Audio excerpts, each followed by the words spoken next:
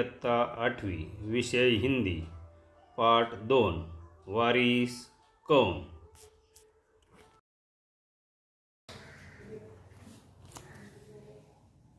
दो वारिस कौन. विभा रानी. परिचय. जन्म 1959 मधुबनी, बिहार. परिचय. बहुआयामी प्रतिभा की धनी विभा रानी हिंदी व मैथिली की राष्ट्रीय स्तर की लेखिका है. आपने कहानी, गीत, अनुवाद, लोक साहित्य एवं नाट्य लेखन में प्रखरता से अपनी कलम चलाई है. आप समकालीन फिल्म, महिला व बाल विषयों पर लोकगीत और लोक साहित्य के क्षेत्र में निरंतर काम कर रही है. प्रमुख कृतियां: चल खुसरो घर अपने, मिथिला की लोक कथाएं, गोनू झा के किस्से, कहानी संग्रह, अगले जन्म मोहे बिटिया न कीजो. नाटक, समृद्धकिन द्विभाषी हिंदी अंग्रेजी का अनुवाद, बिल टेलर की डायरी, आदि. गद्य संबंधी. प्रस्तुत संवादात्मक कहानी के माध्यम से विभा रानी जी का कहना है कि हमें उत्तम फल प्राप्त करने के लिए समय और साधनों का सदुपयोग करना चाहिए. जो ऐसा करता है, वही जीवन में सफल होता है. मौलिक सृजन. अपने आसपास घटित चतुराई से संबंधित घटना लिखो. एक राजा था. उसके 4 बेटियां थीं. राजा ने सोचा कि इन चारों में से जो सबसे बुद्धिमती होगी, उसे ही अपना राजपाट सौंपेगा. इसका फैसला कैसे हो, वह सोचने लगा. अंत में उसे एक उपाय सूझ गया. उसने एक दिन चारों बेटियों को अपने पास बुलाया. सभी को गेहूं के 100-100 दाने दिए और कहा, इसे तुम अपने पास रखो, 5 साल बाद में जब इन्हें मांगूंगा तब तुम सब मुझे वापस कर देना. गेहूं के दाने लेकर चारों बहनें अपने अपने कमरे में लौट आई.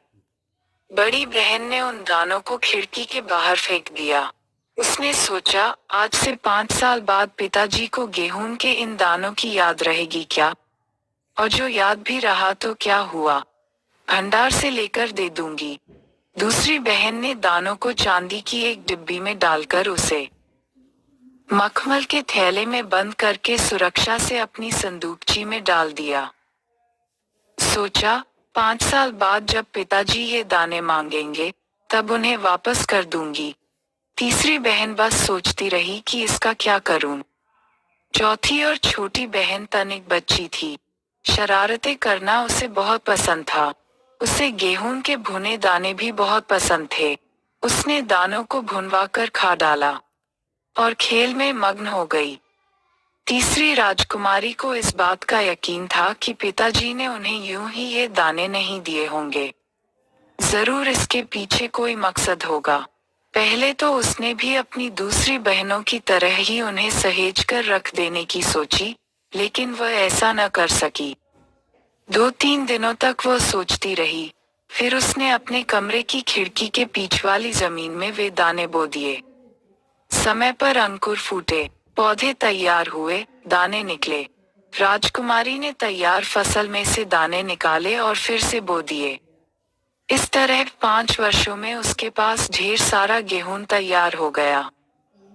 5 साल बाद राजा ने फिर चारों बहनों को बुलाया और कहा, आज से 5 साल पहले मैंने तुम चारों को गेहूं के 100-100 दाने दिए थे और कहा था कि 5 साल बाद मुझे वापस करना. कहाँ हैं वे दाने? बड़ी राजकुमारी भंडार घर जाकर गेहूं के दाने ले आई और राजा को दे दिए. राजा ने पूछा, क्या ये वही दाने हैं जो मैंने तुम्हें दिए थे?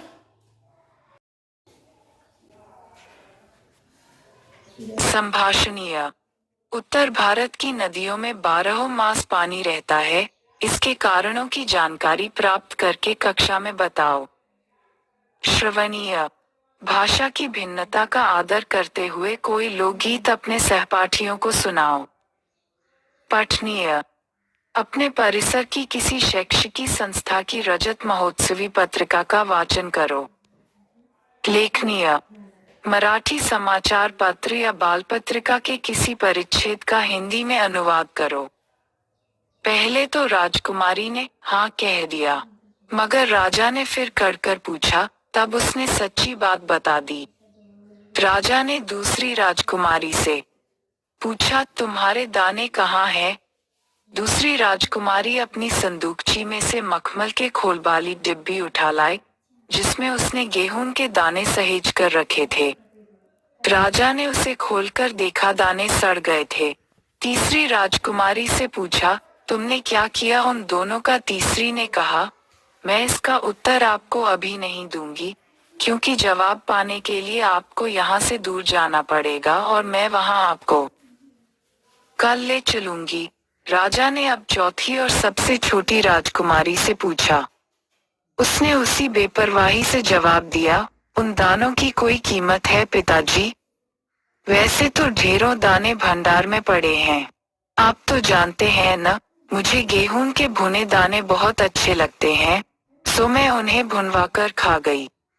आप भी पिता जी किन किन चक्करों में पड़ जाते हैं?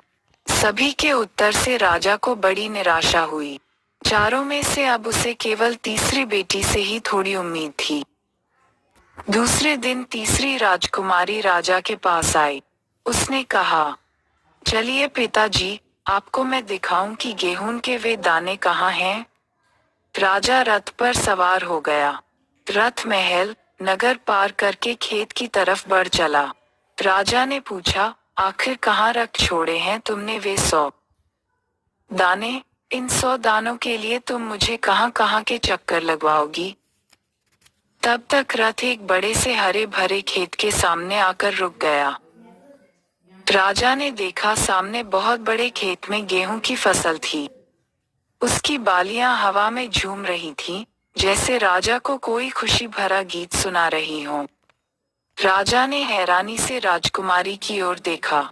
राजकुमारी ने कहा, पिताजी, ये हैं वे 100 दाने, जो आज लाखों लाख दानों के रूप में आपके सामने हैं। मैंने उन 100 दानों को बोकर इतनी अधिक फसल तैयार की है। राजा ने उसे गले लगा लिया और कहा, अब मैं निश्चिंत हो गया।